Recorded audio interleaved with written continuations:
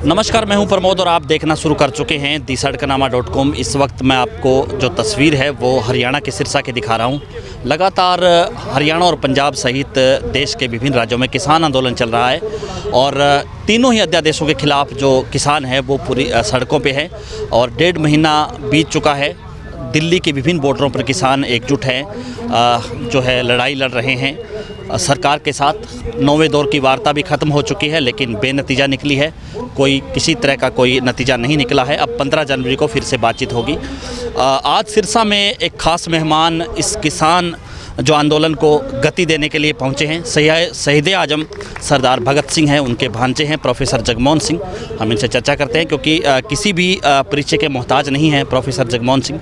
Professor साहब, इस आंदोलन को आप किस नज़र से देखते हैं? अगर पहला सवाल कि मैं समझता हूँ कि ये हमारी आज़ादी अंग्रेज़ों को भेजने के बाद अगली दफ़ा फिर लोग जो हैं वो एक प्रश्न को लेकर इकट्ठे हुए हैं कि सरकार कोई नीतियां जो हैं जो लोगों के जीवन को प्रभावी करेंगी वो लोगों के पूछे बगैर नहीं बना सकती। और यही इन किसान मूवमेंट का और इन्हीं का है, क्योंकि इसमें हो क्या रहा है कि सरकार ने एक नई तरीका अपना लिया है कि वो जिनको फेवर करना चाहती है वो पैदा होने से पहले सर्टिफाई कर देती है। जैसे आपके ही पानीपत में जब अडानी के बने तो वो ठेका पहले मिल गया तो कंपनी बाद में बनती है, और उसके बाद कोरोना में उसको लैंड यूज़ भी बदल दिया गया। तो और इसमें जो सबसे बड़ा प्रश्न है कि ये एक्चुअली रोटी का प्रश्न बन गया है, क्योंकि जिस तरह मतलब इन्होंने इन ऑर्डिनेंसेस को लाने के बाद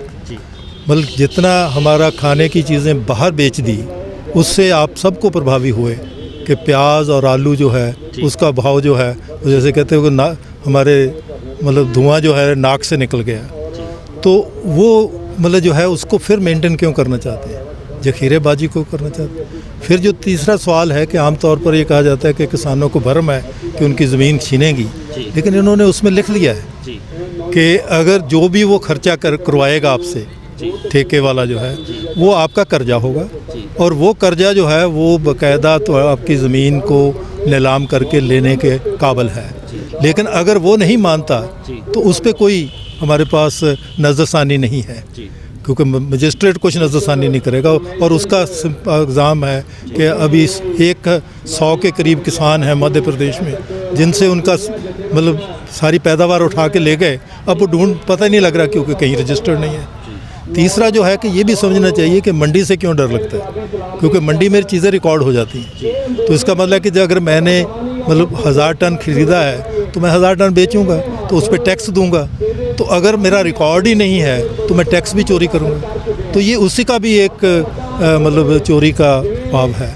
तो इसलिए जो कानून है और जो बात कह रहे हैं कि लोग एक्चुअली सरकार एक तो है कि जो लोग वहाँ आ रहे हैं उनके पास मतलब कौमा लगाने का भी हक नहीं है। तो जहाँ फैसला होना है वो कहते हैं आप इनको उलझा के रखिए। किसानों को ये समझ है, और जिस तरह की एकता मतलब इस सारे समाज ने दिखाई है, जहाँ मैं ख़ास तौर पर हरियाणा का धन्यवाद करने आया था, ख़ास तौर पे उन महिलाओं का जिन्होंने ये बताया कि हम ट्रैक्टर अब हमारे कब्ज़े में है, अब ये विकते रहा, और नौजवानों ने हमारे पंजाबियों को धकेल के दिल्ली पहुँचा दिया। तो वो यहाँ के नौजवानों का तो इसलिए मतलब इनको मतलब बड़ी गहराई से, और हर आदमी को ये महसूस करना चाहिए जो आज अपने आप को समझ रहा है कि मुझे सेक नहीं लगेगा, लेकिन कल को आपकी रोटी का, और उसकी एग्जांपल है हमारे पास कि यही नीतियाँ जो हैं लैटिन अमेरिका में आई। ब्राज़ील की सबसे बड़ी मूवमेंट जो है वो लैंडलेस पीजेंट्स की है, जैसे लूला प्रेसिडेंट भी बना। तो वो हमारे सामने है। जो और लैटिन अमेरिकन कंट्रीज़ हैं वहाँ पर खाने का जो आपका बजट है, जितना आप कमा रहे हैं वो 50% से ज़्यादा खाने पे लग जाता है। तो फिर आप क्या करेंगे? और इसमें साथ ही इन्होंने एजुकेशन का राइट जो है बच्चों का वो भी छीन लिया, जैसे ये नेशनल एजुकेशन पॉलिसी कहते हैं। अब यह कि किसी के मन से बनी हुई पॉलिसी तो नेशनल नहीं होती, लेकिन वो लागू भी हो रही है। मतलब हर जगह फीसों पे कोई नहीं है, कारपोरेट पे है। और यही इन्होंने पहले भी किया था कि जी हम बड़े इंटरनेशनल इंस्टीट्यूट बनाएंगे। तो एक कारपोरेट की जो यूनिवर्सिटी है वो पैदा नहीं हुई थी, लेकिन उसको दुनिया की एग्जाम्पलरी यूनिवर्सिटी डिक्लेयर कर दी। तो ये जो है अभी लोग ये सवाल पूछ रहे हैं, और जो हमारे कॉन्स्टिट्यूशन का 4th अमेंडमेंट का है, 4th चैप्टर का है, directive principles of state policy कि उसके मुताबिक आप हमसे, एक तो है कि आप बिल्कुल उसके उल्ट जा रहे हैं, दूसरा ये है कि आप पूछ नहीं रहे, और उसके लिए कि यूएनओ का जो है कि declaration of peasant and worker right 2018 है, भारत उसमें सिग्नेटरी अप्रूव किया हुआ है, तो हम कहते हैं कि उसी को लागू करो। उसमें पहला ये है कि अगर आपने किसानों के बारे में या गाँव के बारे में कोई भी नीति बनानी है, और उसका हमारे पास एक है कि हमारी ग्राम सभा जो है उसके पास है कि वो अपने गांव की योजना बना के भेजेगी, किसको क्या चाहिए, किसको मकान चाहिए, किसी को खाना चाहिए और किसी को काम चाहिए, तो अब वो ग्राम सभा को मतलब भी लागू होना चाहिए।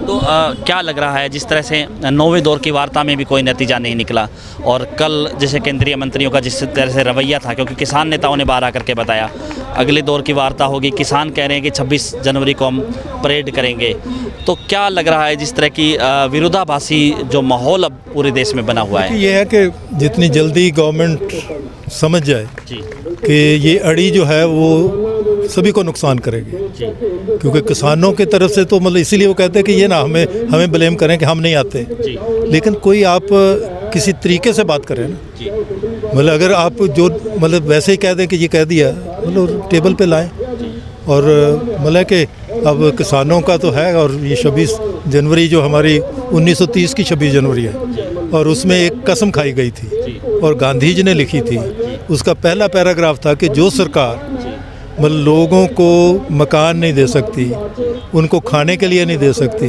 उनको एजुकेशन नहीं दे सकती, हेल्थ नहीं दे सकती, उसको हटाने का नहीं, अबॉलिश करने का हक है। तो लोग सुप्रीम हैं, तो सरकार को ये समझ लेना चाहिए कि आप लोगों ने 550 लोगों को चुन के अपनी ज़मीर गहने नहीं डाले, वो 5 साल के लिए वो निरक्षण नहीं हो गए, तो अब अभी क्योंकि आपने करके दिखा दिया, अगर वो वहाँ डिफेंड कर लेते तो मतलब सरकार कह रही है कि किसान संगठनों को जिस तरह से कहा कि आप कोर्ट में चले जाइए, तो सरकार को क्या लग रहा है कहीं कोर्ट वो कोर्ट की कौन सी इज्जत करते हैं जी?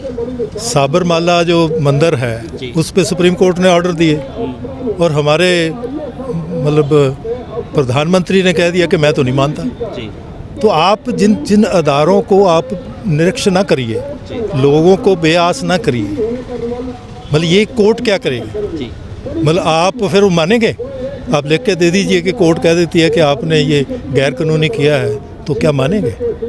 तो ये सब टरकाने की बातें हैं, जैसे हम कहते हैं ना उलझाने की, मतलब लेकिन है कि लोगों ने नीति में बदनीति को समझ लिया है, अब है कि उसको करेक्ट करने का, जैसे वो खुद कहते हैं कि चलो स्टेट्स कर लें, तो किसानों का बड़ा ठीक दलील थी कि आप बंद कर दीजिए, आपके ये ख़त्म हो गए तो स्टेट्स कर लेंगे, फिर हम स्टेट से डील कर लेंगे। और ये क्योंकि मतलब पैदावार का हक ना देना, अब देखिए शहर में जॉब नहीं है, गांव को आप उजाड़ रहे हैं, तो क्या क्योस होगा आप अंदाज़ा लगाइए।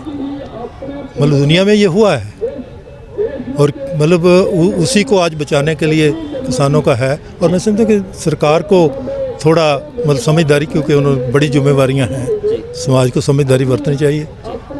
अंतिम सवाल मेरा कि बरसों पहले जो आंदोलन पगड़ी संभाल चट्टा शुरू हुआ, और आज भी जहाँ भी हम देखते हैं कि किसानों के आंदोलन पे उस तरह के पोस्टर बैनर्स वो नज़र आते हैं, उसको लेकर के क्या कहेंगे? उस दौर की बात करें या आज के दौर में, कितना कंपैरिजन आप मानते हैं?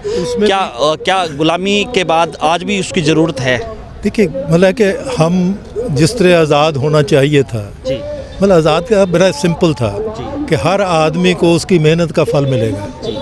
वो अगर सरकार की जिम्मेवारी है, अभी वो कहते हैं कि ये हमारी जिम्मेवारी नहीं है, आप मतलब जैसे मर्जी करें, हम तो सिर्फ पुलिस चला सकते हैं या फौज चला सकते हैं, ये सरकार की जिम्मेवारी नहीं है। अब दुनिया में तो ये हो रहा है कि पुलिस को आप ये बेढंगे काम कि मतलब अगर कहीं बीमारी है तो पुलिस, अगर कहीं कुछ और है तो मतलब पुलिस को सेफ्टी का काम दीजिए।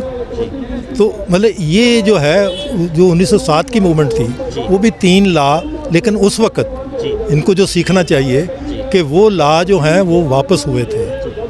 हाँ, वो उसी की कामयाबी है। इसीलिए मतलब लाला लाजपत राय और शाहजीत सिंह भगत सिंह के चाचा जी को मांडले से वापस बुलाया गया, और वो लॉ वापस हुए थे क्योंकि कमांडर इन चीफ ने बता दिया था कि भाई 1857 में बच गए थे, 1907 में नहीं बच पाएंगे, तो मतलब ये तुम हट छोड़ो। जो हट का उस वक्त दिया था, आज भी हम कहते हैं कि हट छोड़ो, बड़ा उनको होना चाहिए, जो बड़े हैं। किसान तो मतलब पैदा ही कर रहे हैं ना। धन्यवाद। तो आपने सुना शहीद आजम भगत सिंह हैं, उनके भांजे प्रोफेसर जगमोहन सिंह को, और वो आज हरियाणा के सिरसा में आए हैं किसानों का धन्यवाद करने के लिए कि किसान भी एकजुट होकर के दिल्ली की तरफ निकला है। और चूँकि हरियाणा और पंजाब जो है साथ साथ लगते हुए दोनों राज्य हैं, और पंजाब के बाद हरियाणा को भी बूस्ट मिला है, और हरियाणा के लोग भी अब किसान आंदोलन में पंजाब के लोगों के साथ और देश के हर किसान के साथ कंधे से कंधा मिला करके चल रहे हैं। तो इस वीडियो को आप ज़्यादा से ज़्यादा शेयर जरूर कर दीजिए ताकि किसानों की आवाज़ सरकार तक पहुँचे। बहुत बहुत शुक्रिया।